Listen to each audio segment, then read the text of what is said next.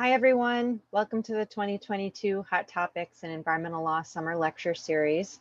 I'm Jenny Rushlow. I'm the Interim Graduate School Dean, Associate Dean for Environmental Programs, and Professor of Law at Vermont Law and Graduate School. We're very pleased to welcome you to our presentation today. Each of these talks is worth 1 CLE credit in Vermont.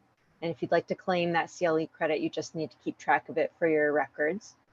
We'll have time for Q&A after the presentation today.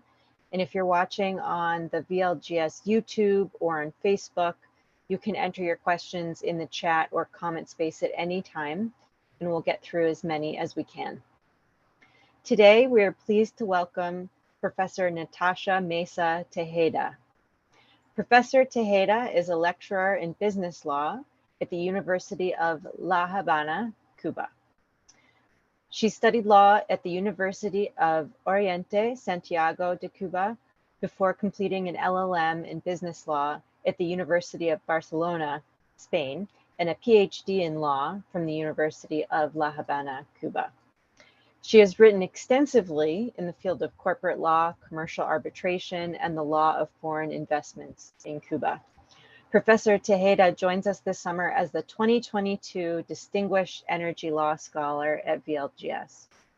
Today, her talk is titled Economic Actors in Cuba and Environmental Impact, a Pending Subject. Please join me in welcoming Professor Natacha Mesa Tejeda. Okay, good morning. My name is Natacha Mesa Tejeda. And in the first of all, I want to give thank you to the Vermont Law School team to make possible and that I can stay here with you, sharing some ideas about the Cuban economic actors and the renewable energy. For me, it's a big opportunity be here and can to share with you this idea. In other sides, I wish to say that my English is not good, and for this reason, I will try to speak slowly, and I wish please be patient. And the title of my presentation is the economic actors and the renewable energy in the Cuban context. Necesito la... Okay. Sorry. Okay. And when I was preparing my presentation, I think, well, how can I do it? And I think the best way is determine two main questions. There are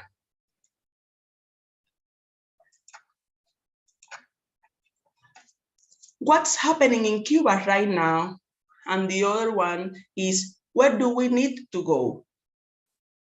It's important to know that both questions are in relation to with the Cuban economic actors and the renewable energy.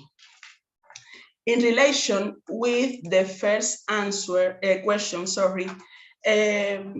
it's important to know that the Cuban business is integrated by two sectors. One sector is a state sector that it is integrated by the public company, and actually is the main sector. And the non-state sector that is integrated for different actors two different actors. Now, in the following diapo, we can see whose are these actors. Well, so here, the first is self-employed, cooperative, micro, small, and medium-sized enterprise, joint enterprise, and company with capital 100% foreign. Sorry. In the case of micro, small, and medium-sized enterprise, I let you know that is the new economic actor in Cuban context. Was created since last year, in our August month, was possible to create this economic actor. For this reason, is a new actor, and also is new, but is an interesting actor because now they are doing things very important in the economic context, in the economic Cuban context, sorry. And the joint enterprise and company with capital 100% foreign, both are modality of foreign investment. In the next screen, we could, what happened with this modality of the foreign investment. It's important to say to you that in the case of the micro, small, and medium-sized enterprise can be integrated since one person or to 100 persons. For this reason, we have in the Cuban context today companies who can integrate by one person as a owner, as the own, or for different persons as the own. And it is a new thing in the context, in the Cuban context, because for this reason, I only give to you two.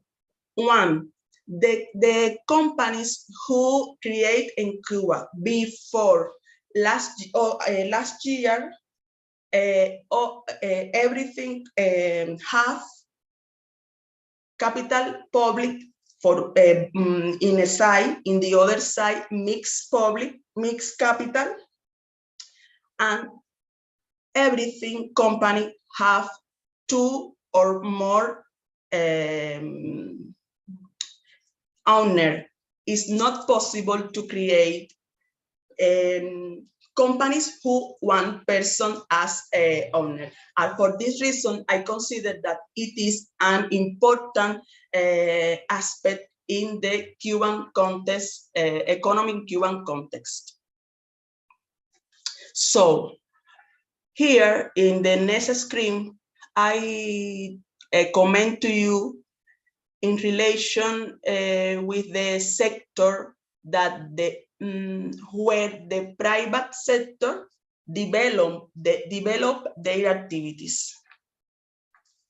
Here you are, food production, manufacturing production, rent a house, mailing to the tourists, gastronomic service, and agriculture. In the on the next screen, I have some example that show that the necessity to design public politics to develop the renewable energy in or by this sector. Well, what's happened with the power generation in the Cuban context? Here in the screen, you are some characteristics of power generation in Cuba. The Cuban energy mix is based only on the use of fossil fuels. 95% is produced by fossil fuels, of which 45% is with national fossil fuels. These national fossil fuels have some particularity that affect or can be affect the generation of the electricity. The power generation in Cuba is characterized for a high dependence on import fuel. So Cuba needs to generate a power electricity in Cuba is not enough with the 45% with or through national fossil fuels. No, Cuba needs to import for the other countries fuels too, and the amount is 15%, and it's bad because we are dependent of the import the fuels. The main source in Cuba is solar photovoltaic. It is a point interesting because in the next screen you can see a map who shows the situation in relation the year of the days about the impact of solar in Cuba. Other characteristic is a technological obsolescence, and it is provoked due to the use for more 14 years ago. It provoked low efficiency in the generation with thermoelectric power plant. Other aspect that characterize of the power generation in Cuba is diversity of fuels used in generation. Can be fossil fuel or diesel fuel. And other aspect that affect the generation is the particularly have the national fossil fuel. That is heavy and extra heavy oils with high sulfur and asphaltic contents. In this screen, we can see a graphic that shows the energy produced with renewable source. You can see only 44.6% is generated through a renewable source. 3% is through biomass. 0.5% is wind. 0.6% is hydraulic, and 0.8% is through solar. You can see that the more important or main source is the biomass. I consider that this aspect should be changed, because to produce biomass, it depends to the different factors, and to produce energy through the solar is easy, because Cuba receive during the year the solar energy. Here you have a map that show the photovoltaic power potential in Cuba in relation with the day and the year. Everything is everything is between yellow and orange, and it is one idea that our first source is photovoltaic, solar photovoltaic, and it needs develop this source. The renewable energy in Cuba has a legal framework that regulate all about it. It's Decree Law number 345 and was published in 2019. The name is Development of Renewable Source and Efficient Energy Use. This legal test is, in my consideration or in my opinion, is positive because in the first time promotes the use of renewable energy for the natural person and state person.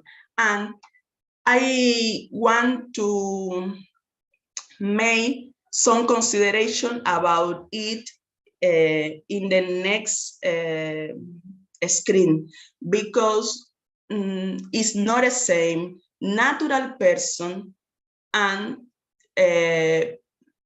that private sector is not the same. And you can see that only this legal test recognized as a subject to can develop the renewable energy, the natural person, and the state sector. In the other side, this legal test recognizes the possibility to introduce tariff and tax incentive and benefits. And the other side, a possibility of the independent producer to sell the energy to the UNE. UNE in Cuba is the utility vertically integrated. He is the owns generation, transmission, and distribution of the energy electric. Here in this screen, we can see the source renewable of energy in Cuba: sugarcane, biomass, solar energy, aeolic energy, non-sugarcane biomass, biogas, hydropower resource, and energy of the sea. They are sources that are recognized in the legal test, Decree Law 345. Well, I consider that this legal test is a good step for the develop to the renewable energy in the Cuban context. But I consider that is not enough. Why? Well, so in the first time, legal tests not include to the private sector. And I give you some statistic that can permit to know that the private sector in Cuba now is growing. From last year in August month to July month, almost 1 year, in Cuba has been created 4,118, and it is an element that you can see and you can compare the situation with this actor that is a new actor, but is a new actor that in some case need high level of the energy, and because they need to make food, provide service, and almost everything. I don't want to be absolute, but almost everything need to receive energy through the system, the national electric system. Other aspect that I consider that this legal test is not enough is the following: does not allow us to know how is the environmental impact. For me, it is an important element because we haven't closed, we can close the eyes and see, we need to know how impact the business, or how impact the business in the environment. Well, we now I comment to you about the economic Cuban actor in private sector, and about the characteristics or situation of the power generation in Cuba. And it's the second, here you are, the second question: where do we need to go? Here in this screen, you have a future projection in Cuba to develop of the renewable energy source until 2030. Only I want show this aspect. So if solar is the main important source to generate renewable energy, it's not possible, in my consideration, that the solar would be the only develop 3%. I consider that be reanalyzed and put in the first place the solar in the first, and put in the first place the develop of the solar energy, because it is our main source of renewable energy. Okay. To get the future projection, Cuba needs capital, okay? And for Cuba, it's not easy to get it. I consider the ways, or some ways, to get capital is: one, foreign investment; two, international collaboration; and domestic investment. It's important, keep in mind, or it's important to know that foreign investment and international collaboration needs approval government, or government authorization, that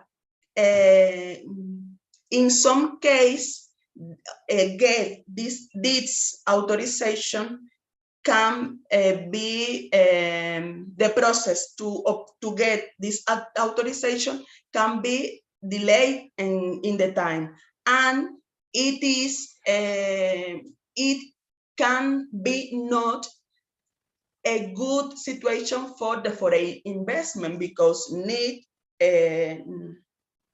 made the investment and begin to start to work in this project.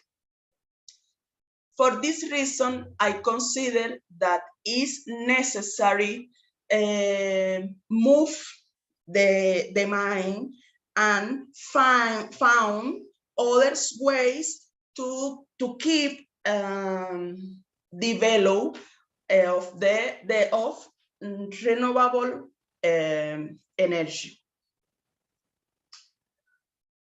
One of these possibility that I consider to necessary is design public policies. I taught to you in other screen that Cuba have a legal framework that is a positive step, but I need that. I think, sorry, that this step is not enough. We need public policies that can be possible.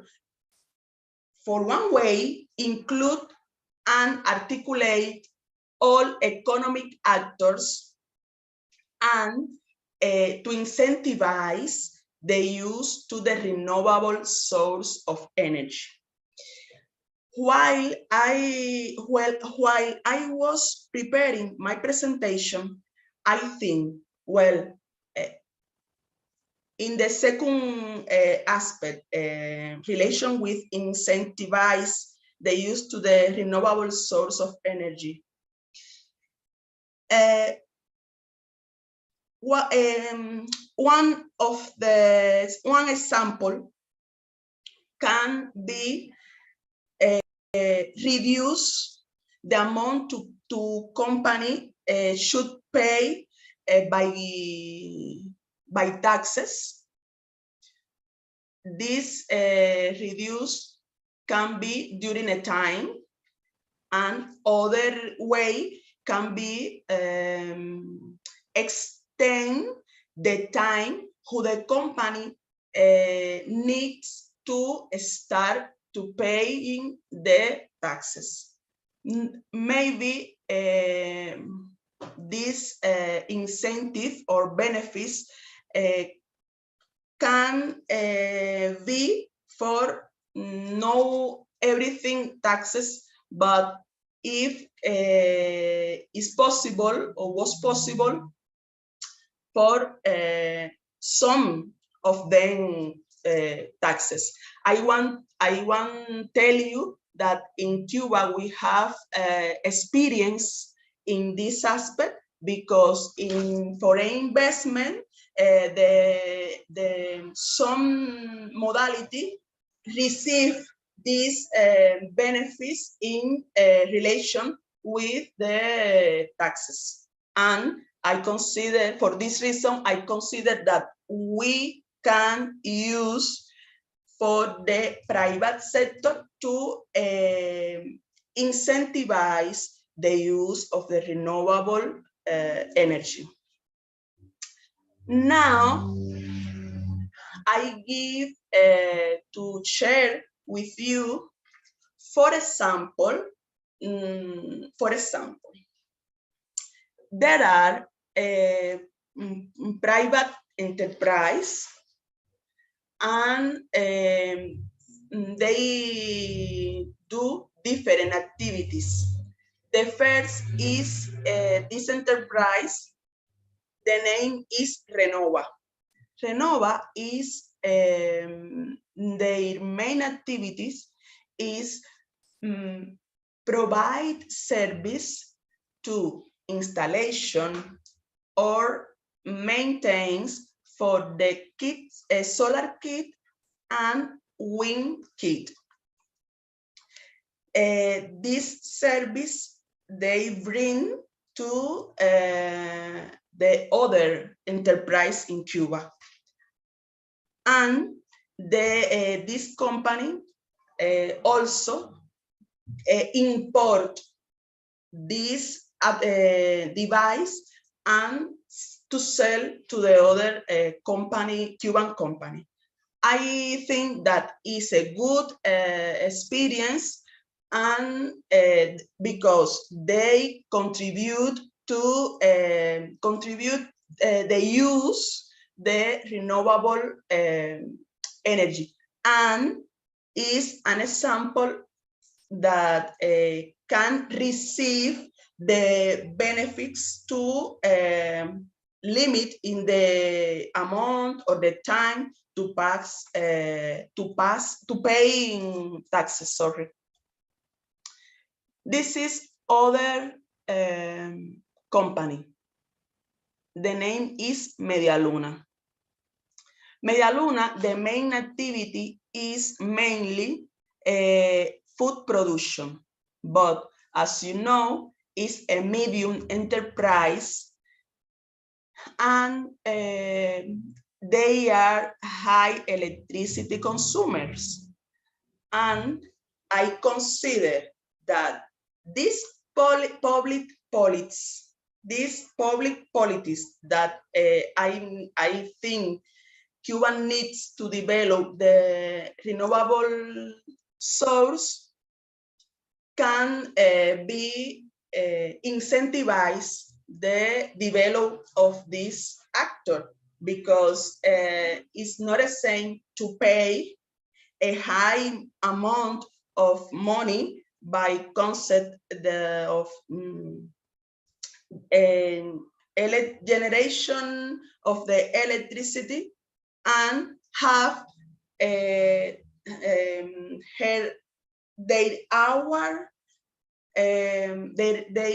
own source of renewable energy. Can this source or this aspect can permit that they have autonomy, and they have self-sufficiency of energy, and reduce the load level of the national electric system. It is other business or other company, Cuban company, the name is Finca Marta. It's an enterprise whose main activity is agriculture, and I consider that is other example that need to receive the benefits for the use for do their activities and develop in his business, in their business, the develop of the energy, renewable energy. The last one is other business. The name is Cárnicos El Rey. This business or this enterprise, the main activities is food production too. And you can see in that screen some different parts of the enterprise, and they are total or absolutely depend of the electric generation through the national system. Is for me is other example that show the necessity to give the opportunity to the new actors to can use source of renewable energy, and develop for one side, develop this source, and reduce cost, and reduce the load level of the national electric system. Here you are in this page. There are two containers where in this side they think to do the warehouse of the production, and warehouse that needs air conditioner, for example, and the source today, the source to abastecer is the power of this container is national, is electricity through generate through the system electric national. Finally, I want to share with you some ideas. For me is important the development of the renewable energy in Cuba is important and is also necessary. We need to change the mixed energy, and I consider that we need to give steps by steps to achieve these objectives. As conclusion, I consider the use of renewable energy by the private sector in Cuba is a pending issue, so it's necessary work to develop it. That's all. Thank you so much. Muchas gracias. Thank you so much, Natacha. So to our viewers, we have a few minutes to ask some questions from the audience. And again, please enter your questions in the chat or the comment space, and I will pose them to Natacha and get through as many of them as we can. Okay, our first question. Solar has great potential in Cuba.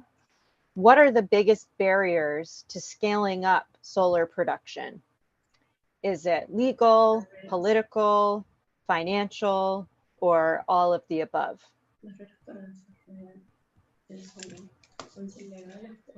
Well, so I consider in this moment, Cuba have two barriers. One of them is the economic, the aspect economic, and the legal aspect, because I consider that we have, as I can say in my presentation, we have a legal front, but it's enough. I consider that we need a legal framework a little hard, and be and this legal framework needs other things. One of them is a solid or a hard public politics that can permit the development of the solar energy. And also, I consider that it's necessary to incentivize to the academic sector to do some search or more search about this topic, and can use, and the government can use, or the institution can use this research in for develop this the renewable energy source. No question. Thank you. Our next question. In Vermont, we have some people who are concerned about how solar panels look in their fields. They think solar panels take away from the beauty of the landscape. Do people in Cuba feel similarly about solar panels on your landscape? Well, in Cuba, the legal framework was published since 3 years ago. And I consider that the first reason, or one of the reasons for not use or not develop the renewable energy in Cuba is culture. Is one of the reason. And today I know that some persons who import to Cuba panels, solar panel, and with this they generate electricity in her home, but is a very small group of people that use this. For other side, the government have been or have a program to put a solar panel in the mountain, for example, in a place where today hasn't a light electric, and only in the residential sector is an example, and the other side is more reduce, more small, the group of persons who use this device to generate electricity.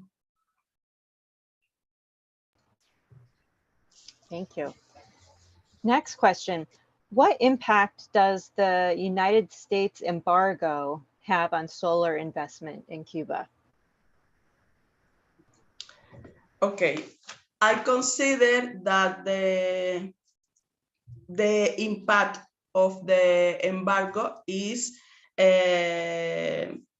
real, but one aspect is, in my opinion, can be that to get the solar panel, the person who get it need $, for example, and in Cuba the dollar is not is not official pesos. We don't use the dollar, and we and it is a problem who maybe can be impact to import to Cuba the solar panel. Is an aspect. Other aspect can be to, for example, with the private sector, the import to the panel the solar panel not is not possible do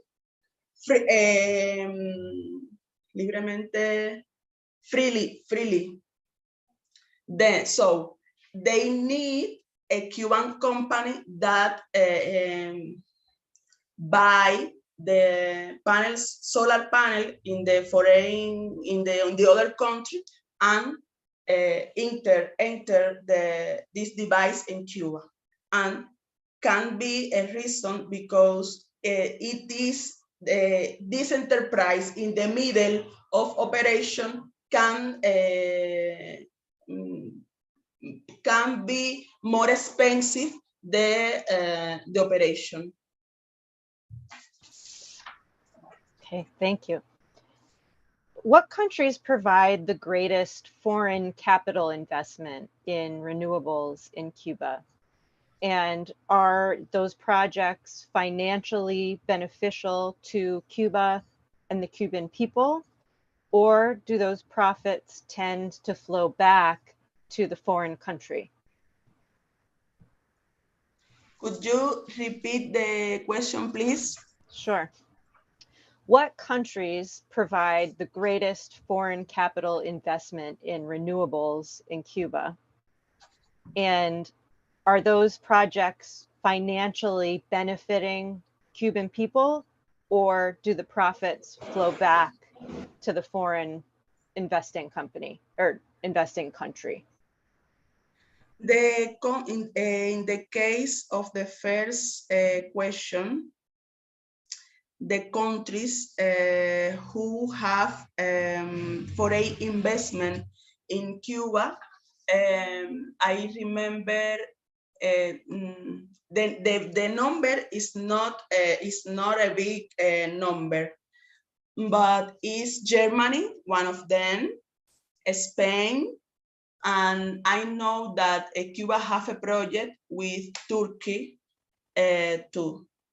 But some of these projects are localized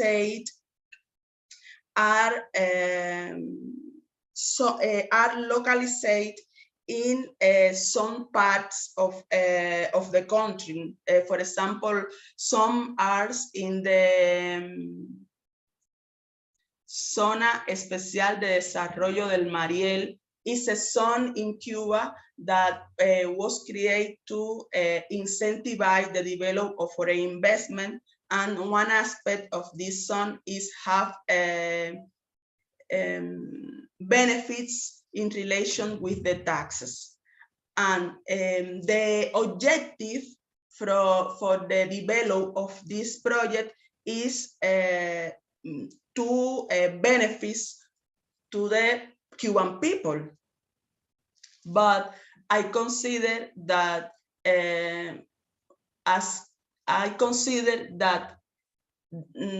Cuba need more investment or more capital to develop it, because the infrastructure of Cuba in the national electric system is from